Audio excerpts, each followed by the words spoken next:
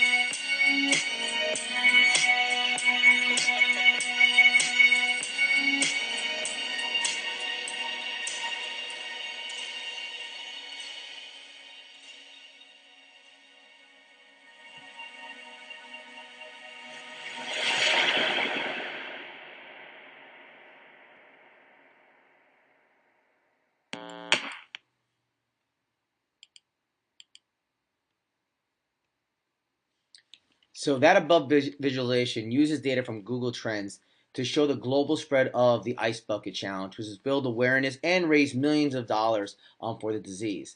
And so the 30 countries with the most search traffic related to the term Ice Bucket were shown in that challenge. And there were other countries involved as well, but the 30 portrayed in this video made for the bulk of the Google queries during that 30-day period.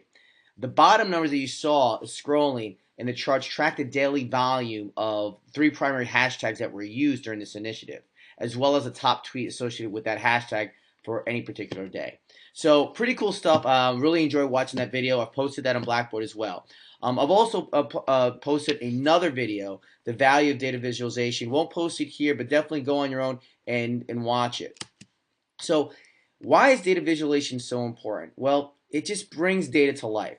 It's easy to absorb graphs rather than looking at a spreadsheet, and we all know that spreadsheets are really boring.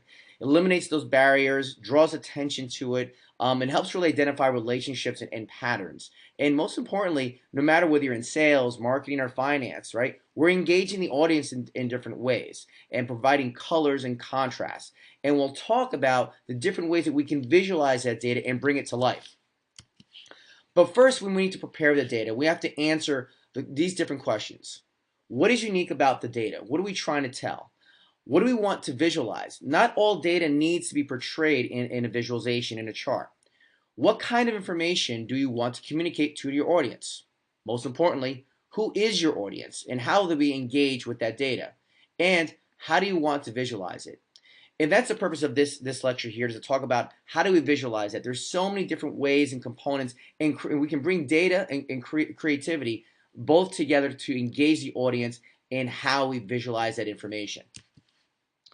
We're all familiar with all the different types of visualization as far as columns, line, pie, and bar charts. And a lot of the tools that we're usually out there, we can actually use to say, okay, which is more engaging to the human eye? There's also area charts and box and whisker that we can utilize. There are scatter plots. There's also bubble charts and tree maps. And the tree map may be very familiar with you, as you've seen that in SAS, where we can see those patterns.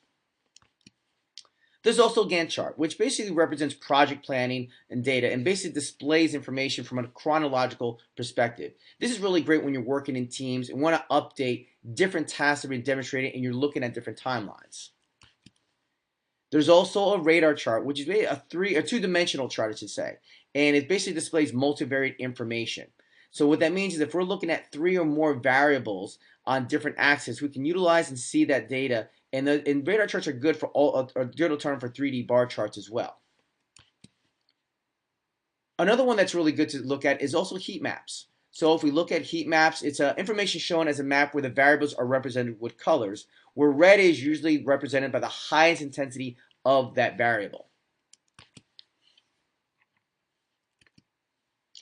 And one that's really fun to use is very easy, and there's actually some free websites out there. You just Google word cloud, and this is really cool. I actually use this a lot with consulting, especially when I'm doing qualitative surveys or field experiments. What I'll do is I'll jot down collect all the information and look at some words that are come to life. And instead of saying, well, the word data came up 100 times or big came up 60 times, right? How powerful is just to have a word cloud and really come up all those words, those variables comes to life. It's that focus and the emphasis of those keywords by varying sizes and colors. Next, we'll talk about the three types of visualization tools. There are the commercial data visualization tools such as Tableau, which we'll talk about in a little bit, Power BI, Excel, IBM, and SAS. There's also commercial geographic information system tools, and then there's also programming tools that we talked about like R and R Square. First, let's briefly talk about Excel. It's probably the most widely used spreadsheet used by using data visualization tools. They're very simple. Excel's never really going away, but it's always heavily utilized, but sometimes can be really boring. But it lags is even behind most data visualization tools, so it's very limited in what they can utilize. So we're seeing a lot of powerful tools such as SAS and Watson replace Excel. There's other tools that Excel utilizes, such as Power Viewing and Power Mapping. Power Viewing utilizes data exploration and visualization and intuitive reporting, where Power Mapping is a tool used by companies to identify the best things to promote social change, for instance. There's also Power BI, which these are dashboards that are created to access, edit, and automatically update. So it connects to basically a variable external data resources. So if your company is utilizing maybe Salesforce.com or ERP or some other data, what this Power BI enables you to do is simplify that data evaluation by bringing all those internal resources together. There's also another solution that's very similar to SAS and IBM, and this is a very powerful tool, which is called Tableau.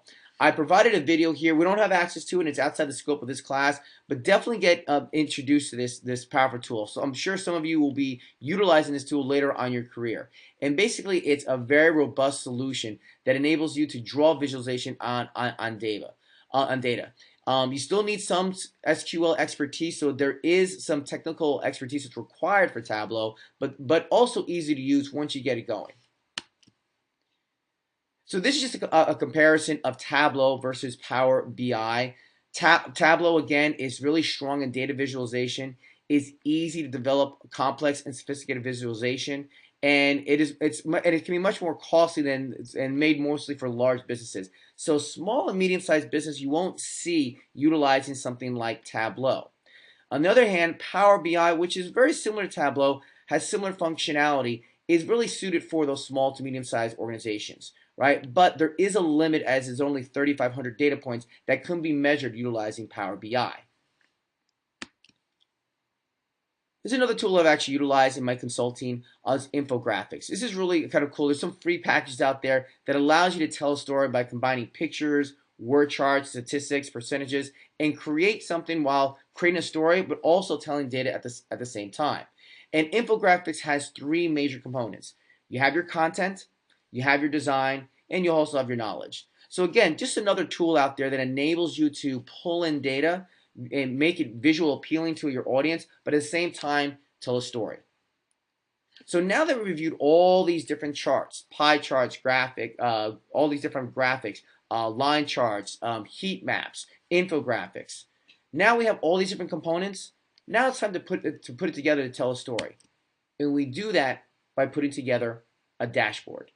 So if we look at a dashboard again tells us where we are as a company. This is part of our project as we create a dashboard for executives, for our team.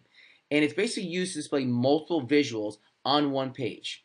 Just like the dashboard of a car, it tells us how fast we're going, tells if our car needs maintenance, if we need an oil change, right? Tells it how hot or cold it is outside. We want a dashboard that executives can open up and tell us where our business is at from a day-to-day perspective.